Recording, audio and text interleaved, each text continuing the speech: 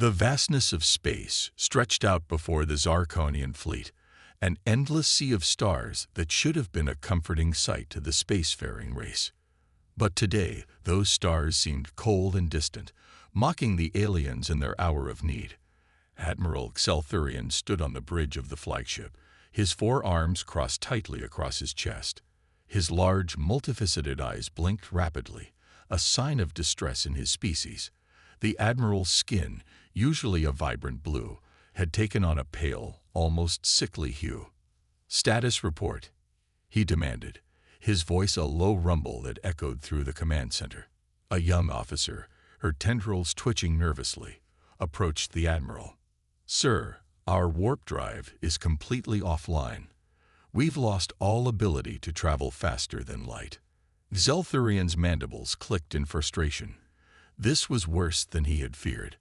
The Zarkonian fleet, comprising over 1,000 ships and carrying millions of his people, was now stranded in an unknown solar system, light years away from home. "Can we repair it?" he asked, though he already suspected the answer. The officer shook her head, her tendrils drooping. "Negative, sir. The quantum flux capacitor has completely burned out. We don't have the materials to replace it." The admiral turned to gaze out at the unfamiliar stars. They had been on a routine exploratory mission when a sudden surge in the warp field had thrown them off course and damaged their drives. Now, they were lost, their fate uncertain. "What about the rest of the fleet?" Xelthurian inquired, his voice heavy with concern. Another officer spoke up, his voice trembling slightly. "All ships report similar damage, Admiral. The entire fleet is stranded." The gravity of the situation settled over the bridge like a heavy blanket. Millions of lives were now at risk, floating helplessly in the cold vacuum of space. Xelthurian's mind raced. They had enough supplies to last for several cycles, but without the ability to travel faster than light, they would never make it back to Zarkon. Their homeworld was thousands of light years away, an impossible distance at sublight speeds. "Scan the nearby systems," he ordered, a plan forming in his mind. "Look for any signs of advanced civilization. We need help, and we need it now." The crew sprang into action, their many-fingered hands dancing over holographic interfaces. Minutes ticked by, each one feeling like an eternity to the anxious admiral. Suddenly, a shout rang out. "Admiral, we've detected radio waves from the third planet of the nearby star." Hope surged through Xelthurian. Radio waves meant intelligent life. Intelligent life meant potential salvation. "Show me," he commanded. A holographic image of a small blue-green planet appeared before him. It was beautiful, reminding him of his own homeworld in its younger days. "The planet appears to be inhabited by a developing species," the science officer reported. "They've achieved spaceflight, but haven't ventured far beyond their own moon." Xelthurian's mandibles clicked thoughtfully. It was a risk, contacting a less advanced species. The Zarkonian people had strict rules about interfering with developing civilizations, but these were desperate times. "Prepare a distress signal," he ordered. "Encode it in simple mathematical sequences. If they're advanced enough for spaceflight, they should be able to decipher it." As the communications team worked on the message, Xelthurian turned his gaze back to the small planet. Would these unknown beings be willing to help a stranded alien fleet, or would they react with fear and hostility? Hours passed as the Zarkonians waited, their distress signal beaming continuously towards the blue planet. Xelthurian didn't move from his post, his eyes fixed on the world that held their only hope. Just as despair began to creep into his heart, a junior officer cried out, "Admiral, we're receiving a response." The bridge erupted in a flurry of activity. Xelthurian leaned forward, his eyes wide with anticipation. "Put it on screen," he ordered. A series of mathematical equations appeared, followed by a simple graphical representation of two hands clasped together, a universal symbol of help and friendship. Relief washed over Xelthurian. These beings, whoever they were, understood. They were willing to help. "Prepare a more detailed message," he commanded, newfound energy in his voice. "Let's introduce ourselves to our potential saviors." As the crew worked feverishly to compose the message, Xelthurian allowed himself a moment of hope. Perhaps, against all odds, they had found allies in this strange, distant part of the galaxy. Little did the Zarkonians know that their distress call had set in motion a chain of events that would change not just their fate, but the course of human history as well. The age of Earth's isolation was about to end, thrusting humanity onto the galactic stage in a way no one could have predicted. Dr. Sarah Chen sat bolt upright in her chair, her eyes wide with disbelief. The radio telescope's data scrolled across her computer screen, showing a pattern that was undeniably artificial. "Holy shit," she whispered, her hands shaking as she reached for her phone. "We're not alone." Within hours, news of the alien signal spread like wildfire through the scientific community. Government agencies scrambled to respond, and world leaders convened emergency meetings. At the United Nations headquarters in New York, an unprecedented gathering was taking place. Representatives from every nation on Earth sat in tense silence as Dr. Chen presented her findings. "The signal is clearly of extraterrestrial origin," she explained, her voice steady despite the enormity of the moment. "It's a distress call, encoded in simple mathematical sequences. Whoever sent this, they need our help."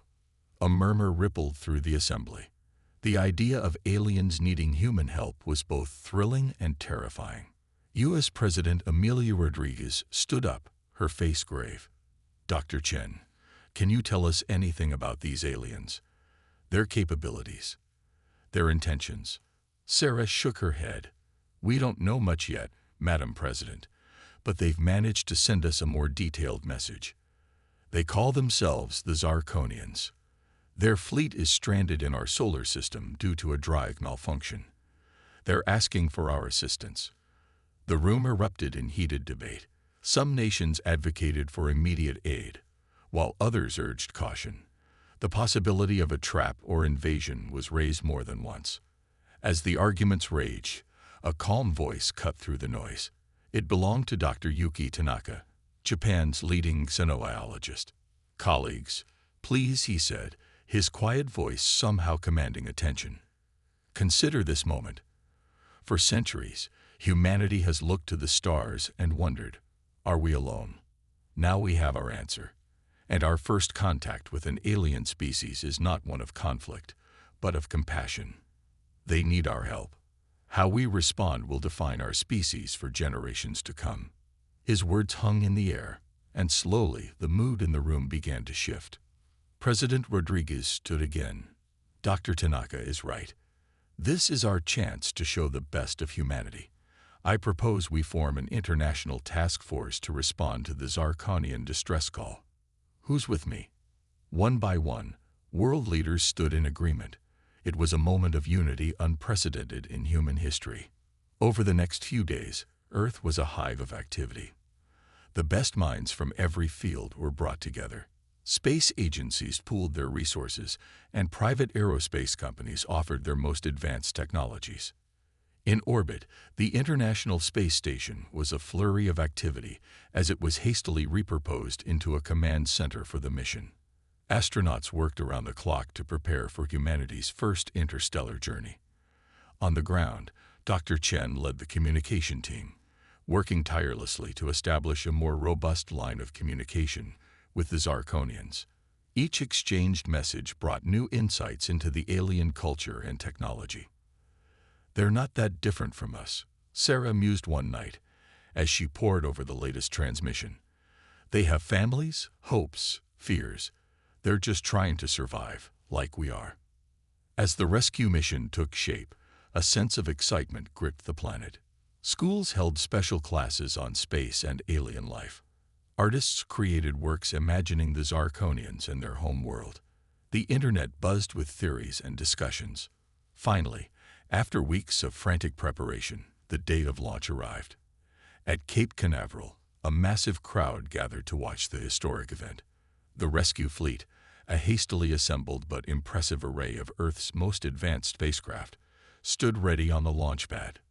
Mission Commander Luis Ortiz addressed the world from the bridge of the lead ship, the UNSS Hope. "Today, we embark on the greatest journey in human history," he said, his voice broadcast to billions around the globe. "We go not in search of conquest or riches, but in the spirit of friendship and compassion. We go to help those in need, to extend the hand of humanity to our cosmic neighbors." As the countdown reached 0, rockets ignited, and the rescue fleet rose into the sky on pillars of flame. Cheers erupted around the world as humanity took its first real step into the cosmic community. Little did they know that this mission would not only save the Zarkonians, but also catapult humanity into a new era of technological and cultural advancement. The age of Earth's cosmic isolation was over, and a new chapter in human history was about to begin. The vastness of space stretched out before the UNSS Hope as it led the human rescue fleet towards their rendezvous with the Zarkonian armada. On the bridge, Commander Luis Ortiz stood tall, his eyes fixed on the view screen. "Status report," he called out, his voice steady despite the tension in the air. Lieutenant Aisha Patel, the ship's navigator, responded promptly. "We're approaching the coordinates provided by the Zarkonians, sir. ETA 5 minutes." Luis nodded, then turned to Dr. Sarah Chen, who had joined the mission as the Chief Communications Officer. "Dr. Chen, are we ready for first contact?" Sarah took a deep breath. "As ready as we'll ever be, Commander. We've prepared greeting messages in every format we could think of." As the minutes ticked by, the crew of the Hope, along with the entire human fleet, waited with bated breath. Suddenly, a gasp rippled through the bridge. "Commander, look!" Aisha pointed at the view screen. Emerging from behind the shadow of a distant moon was the Zarkonian fleet. It was a breathtaking sight. Hundreds of sleek, silvery ships that seemed to glow with an inner light. At the center was a massive vessel that dwarfed even the largest human ships. "My God," Luis whispered, "it's beautiful." Sarah was already at her station, her fingers flying over the controls. "Incoming transmission from the Zarkonian flagship, sir." On screen, Luis ordered, straightening his uniform. The view screen flickered, and suddenly they were face to face with an alien. Admiral Xelthurian's 4 arms were crossed over his chest in what the humans would later learn was a gesture of respect. His large, multifaceted eyes blinked rapidly as he took in the sight of the humans. For a moment, there was silence on both sides. Then Sarah's voice rang out, speaking the carefully prepared greeting in the mathematical language they had developed. Xelthurian's mandibles clicked, and he responded in kind. Sarah's eyes widened as she translated. He says, "Greetings, people of Earth. We are eternally grateful for your swift response to our distress call. On behalf of the Zarkonian people, I thank you." Luis stepped forward. "Please tell him we're honored to help, and we come in peace and friendship." As Sarah relayed the message, the tension on the bridge began to ease. The initial shock of seeing each other gave way to curiosity and excitement. Over the next few hours, the human and Zarkonian ships maneuvered closer together. Teams of engineers from both species began to discuss the problem with the alien warp drive. Dr. Yuki Tanaka, now serving as the mission's chief xenobiologist, was fascinated by the Zarkonians. "Their biology is incredible," he marveled, studying the data they had shared. 4 arms, exoskeletons, and a respiratory system that can adapt to various atmospheres. They're perfectly evolved for space travel. Meanwhile, the Zarkonians were equally impressed by humans. Admiral Xelthurian couldn't hide his amazement at how quickly the Earthlings had mobilized a rescue mission. "Your species' ability to unite and adapt is remarkable," he told Commander Ortiz during a video conference. "Many of our kind believed we were doomed when our drives failed. Your arrival has given us new hope." Despite the progress, communication remained a challenge. Misunderstandings were frequent, and both sides had to exercise patience and creativity to bridge the gap. One particularly tense moment came when a human engineer, in her excitement, reached out to touch a piece of Zarkonian technology without permission. The aliens recoiled, their skin flashing warning colors. Quick thinking by Sarah prevented the situation from escalating.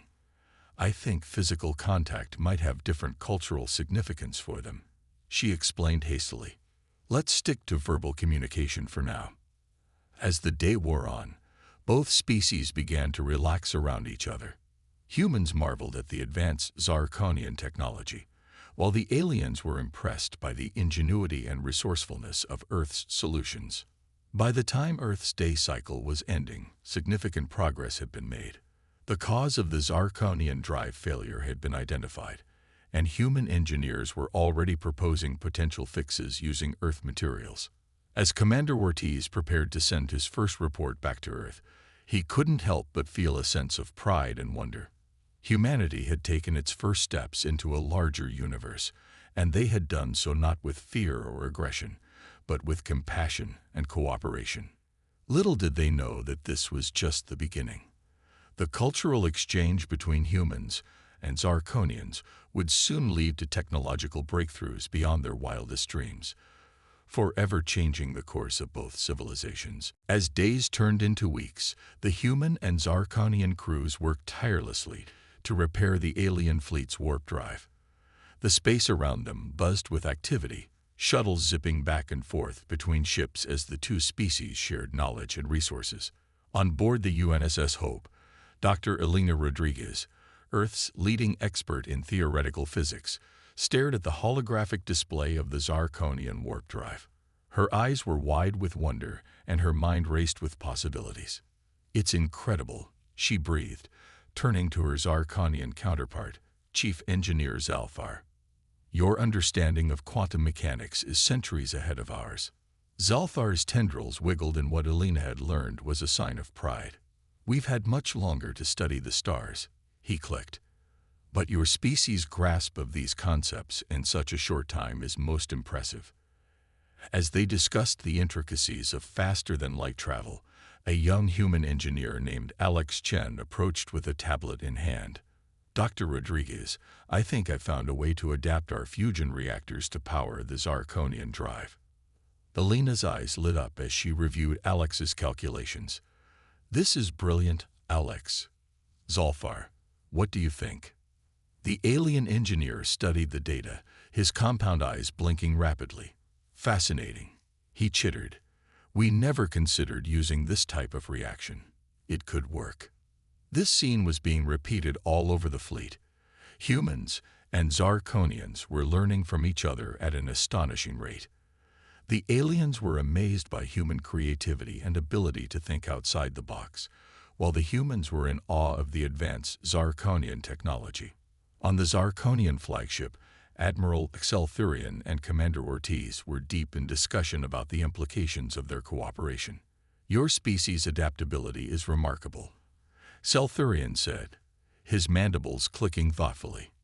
"In just a few weeks, you've grasped concepts that took us centuries to develop." Ortiz nodded, a smile on his face. "And your technology is helping us make leaps in our own understanding. This exchange is benefiting both our peoples." Meanwhile, in a makeshift lab on one of the human ships, Dr. Yuki Tanaka was working with a Zirconian biologist named Vexalia. They were studying the alien's exoskeleton, which had properties that could revolutionize human medicine. "If we can replicate this healing factor," Yuki mused, peering through a microscope, "we could cure diseases that have plagued humanity for centuries." Vexalia's skin rippled with colors of excitement. "And your DNA structure could hold the key to solving our species' genetic degradation issues. Together, we could ensure the longevity of both our races." As the days passed, breakthroughs came one after another. Human computer experts were amazed by Zirconian quantum computing, while the aliens were impressed by the versatility and intuitive design of human software. In the engineering bay, human and Zirconian teams cheered as they successfully tested a hybrid power system, combining Earth's fusion technology with alien quantum field manipulation. "It works," Alex shouted, high-fiving his alien colleague, much to the Zirconian's confusion but delight. The cooperation extended beyond just technology. Cultural exchanges became common, with humans learning about Zarkonian art, music, and philosophy, while the aliens were introduced to Earth's diverse cultures and history. However, not everything was smooth sailing. Misunderstandings still occurred, and some on both sides were wary of sharing too much technology. Security teams from both species kept a watchful eye on the exchanges, ensuring no dangerous knowledge fell into the wrong hands. Despite these challenges, the overall mood was one of excitement and hope. Both species were growing and evolving at an unprecedented rate. As the fourth week of cooperation came to a close, a major milestone was reached. In a joint announcement, Admiral Excelthurian and Commander Ortiz shared the news with both fleets. Thanks to our combined efforts, Ortiz began, we've successfully adapted Earth's fusion technology to power the Zarkonian warp drives. Zelthurian continued, his translator conveying his joy. And in return, we've provided your species with the fundamental principles of our faster-than-light travel technology. Cheers erupted throughout both fleets. It was a moment of triumph, a testament to what could be achieved when two civilizations worked together. As the excitement settled, both leaders knew that this was just the beginning. The galaxies were vast, filled with wonders and potential dangers. But together, humans and Zarkonians were now better equipped to face whatever challenges lay ahead. The universe would never be the same again, and the age of interstellar cooperation had truly begun. The mood aboard both the human and Zarkonian fleets was jubilant. After weeks of collaboration, they were on the verge of fully repairing the alien warp drives.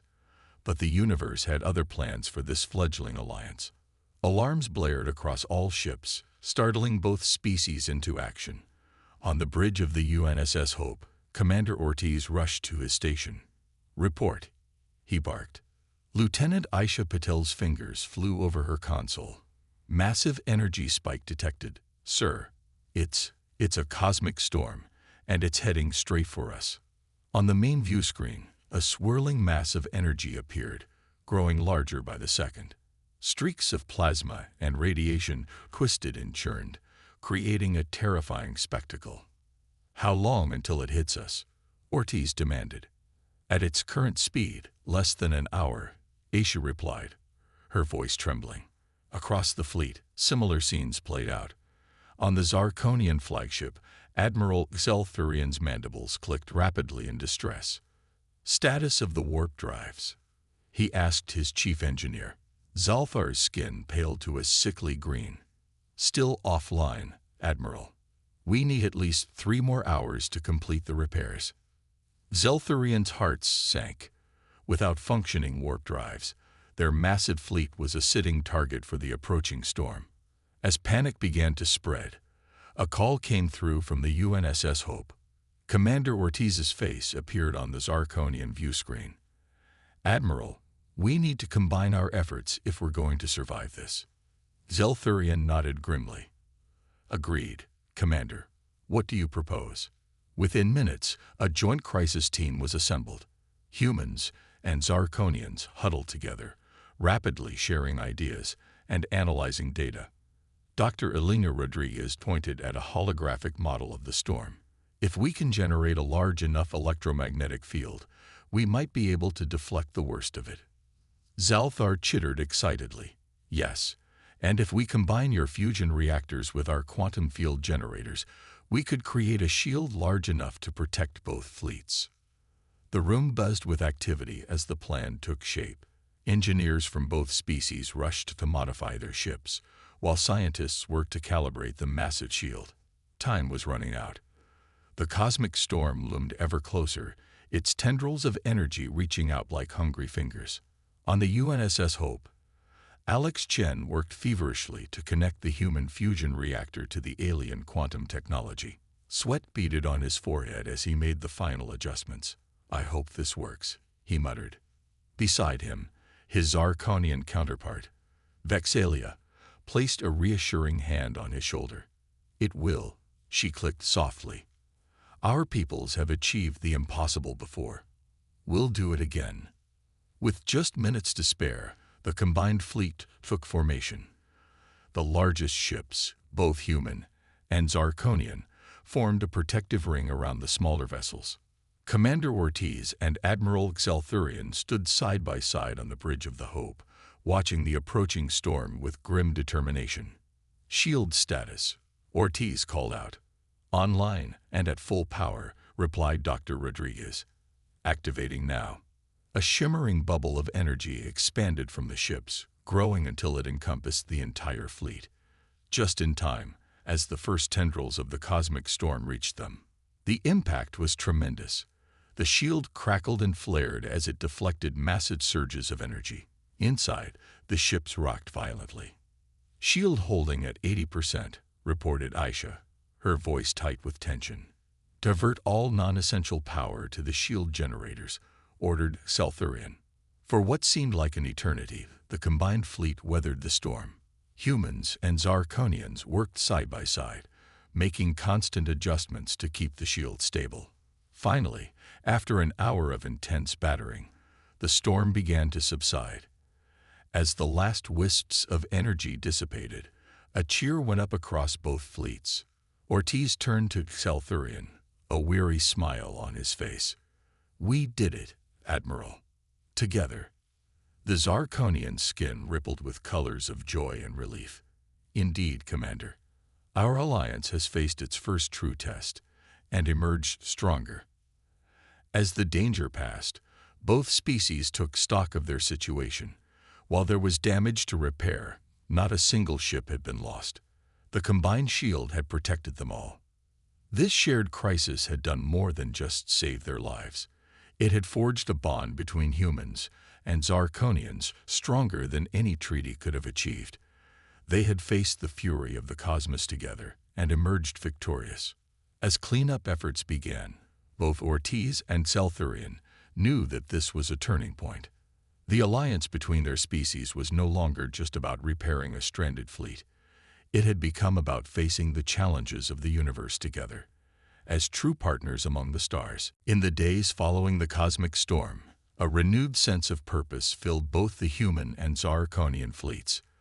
The shared experience of facing and overcoming such a monumental threat had brought the two species even closer together. On board the Zarkonian flagship, Admiral Xelthurian and Commander Ortiz stood before a holographic display of the warp drive. The image pulsed with a soft blue light, indicating that the repairs were nearly complete. "We're in the final stages," Chief Engineer Zalthar reported, his tendrils waving excitedly. "The integration of human fusion technology with our quantum field manipulators has been a complete success." Dr. Elena Rodriguez nodded in agreement. "The simulations are all green. We should be ready for a full-scale test within the next 24 hours. Xelthurian's compound eyes blinked rapidly, a sign of deep emotion among his people. "I never thought I'd see the day when our warp drives would be powered by technology from a species we'd only just met. Truly remarkable." Ortiz smiled, placing a hand on the Admiral's shoulder. "That's the beauty of cooperation, my friend. Together, we've achieved what neither of us could have done alone." As the two leaders left to prepare their respective crews for the upcoming test, activity throughout the fleet reached a fever pitch. Human and Zarkonian engineers made final adjustments, while scientists from both species ran last-minute diagnostics. In one of the labs, Alex Chen and Vexalia worked side by side, fine-tuning the control systems for the new hybrid drive. "You know," Alex said, looking up from his work, "I'm going to miss this when you guys leave. It's been incredible working with you." Vexalia's skin rippled with warm colors. "Who says it has to end? This is just the beginning of our journey together among the stars." Meanwhile, in the medical bay, Dr. Yuki Tanaka and his Zarkonian counterpart were putting the finishing touches on a groundbreaking medical technology. By combining human stem cell research with Zarkonian regenerative biology, they had created a treatment that could potentially cure a wide range of diseases in both species. "This could save millions of lives," Yuki said, his eyes shining with excitement. The Zarkonian doctor clicked in agreement. "And it's only possible because of our collaboration. Imagine what else we could achieve with continued cooperation. As the hour of the warp drive test approached, tension and excitement built throughout the fleet. On the bridge of the UNSS Hope, Commander Ortiz addressed the combined crews via a fleet-wide broadcast. "Today marks a historic moment," he began, his voice steady and clear. "Not just for the successful repair of the Zarkonian warp drive, but for the birth of a new era of interstellar cooperation. What we've achieved here will change the course of both our civilizations forever." Admiral Xelthurian stepped forward to join him. "We came to your solar system as strangers in need of help. We leave as friends, partners, and fellow explorers of the cosmos. The generosity and ingenuity of humanity will never be forgotten by the Zarkonian people." A cheer went up across both fleets. The moment they had all been working towards was finally here. In the engine room of the Zarkonian flagship, Zalthar and Alina stood ready at the control panel. With a nod from the Admiral, they initiated the startup sequence. The massive ship hummed to life, energy pulsing through its systems. The warp drive core began to glow, growing brighter and brighter, until it was almost too brilliant to look at. "All systems nominal," Alina reported, her voice tense with concentration. "Warp field is stable and growing." Zalthar's tendrils danced with excitement. "Quantum matrix is aligned. We're ready for the jump, Admiral." Xelthurian and Ortiz exchanged a look of mutual respect and friendship. "It's time," the Admiral said softly. With a command from Xelthurian, the flagship's warp drive engaged. In a flash of dazzling light, the massive vessel disappeared from normal space, reappearing an instant later several billion kilometers away. The test was a complete success. Cheers and celebrations erupted throughout both fleets as the news spread. As the Zarkonian ships prepared for their long journey home, there was a bittersweet atmosphere. The two species had formed bonds that transcended their differences, and parting was not easy. But this was not a goodbye. It was the beginning of a new chapter. Plans were already being made for future joint missions, cultural exchanges, and scientific collaborations. As the Zarkonian fleet made ready to depart, Admiral Xelthurian turned to Commander Ortiz one last time. "Thank you, my friend. You've not only saved our people but opened up a universe of possibilities for both our species." Ortiz nodded, a smile on his face. "Safe travels, Admiral.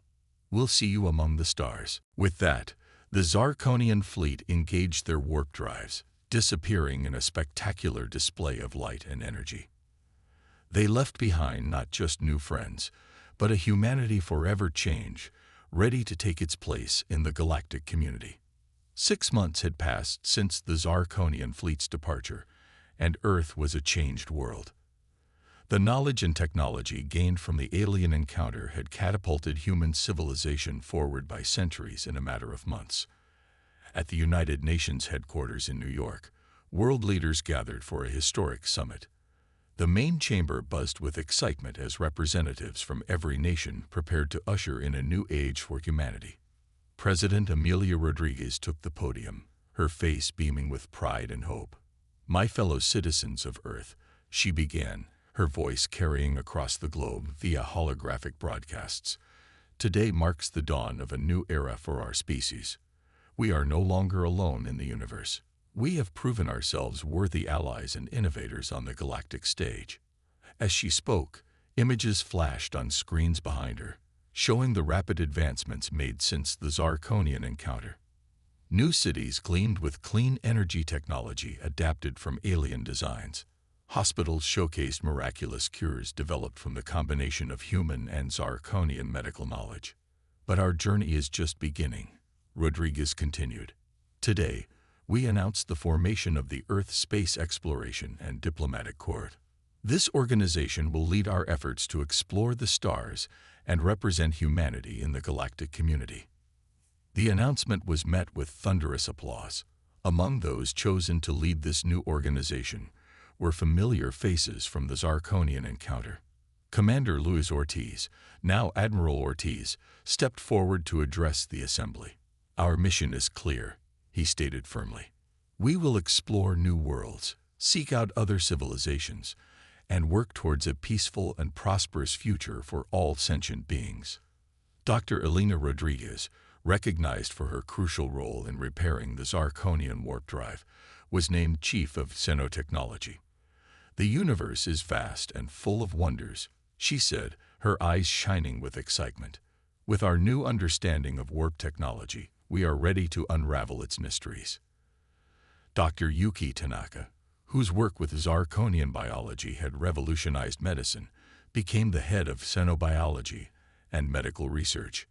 "Our collaboration with the Zirconians was just the beginning," he explained. "Imagine what we can learn from other species and what we can teach them in return." As the speeches continued, the scene shifted to various locations around the world, showcasing humanity's rapid progress. In orbit around Earth, a massive space station was under construction. Designed as a hub for interstellar diplomacy and trade, it incorporated both human ingenuity and Zirconian architectural principles. Workers in sleek spacesuits maneuvered gracefully, assembling sections of the station with ease thanks to new anti-gravity technology. At a research facility in the Sahara, scientists activated Earth's first large-scale quantum communication array. Inspired by Zirconian technology, it allowed instantaneous communication across vast distances. "We've just sent a message to the Zirconian homeworld," a beaming scientist announced. "We should receive a reply within the hour." In a classroom in Tokyo, young students gathered around a holographic display of the Milky Way. Their teacher, using educational materials developed in cooperation with Zirconian scholars, pointed out potential habitable worlds and known alien civilizations. The children's eyes were wide with wonder, their minds filled with dreams of future adventures among the stars. Back at the UN, President Rodriguez was concluding her speech. "We stand at the threshold of a grand adventure," she said, her voice filled with emotion. "The stars are no longer out of reach. They are our destiny, our future, and our home." As she finished, a murmur of awe swept through the assembly. On the main screen, a live feed showed a sleek spacecraft rising from a launch pad in the Gobi Desert. It was the UES Horizon, Earth's first warp-capable exploration vessel. Admiral Ortiz's voice came over the speakers as the ship ascended. "UES Horizon to Earth control. All systems are go. We are ready to make our first warp jump." The world held its breath as the Horizon reached orbit. Then, in a brilliant flash of light, it disappeared, only to reappear seconds later beyond the orbit of Mars. Cheers erupted around the globe. Humanity had taken its first independent step into the cosmic ocean. As celebrations began worldwide, those who had been part of the original encounter with the Zirconians shared knowing smiles. They had seen firsthand the wonders and challenges that awaited in the vast expanse of space. The rescue of a stranded alien fleet had been just the beginning. Now, humanity was ready to take its place among the stars, not as novices, but as equals.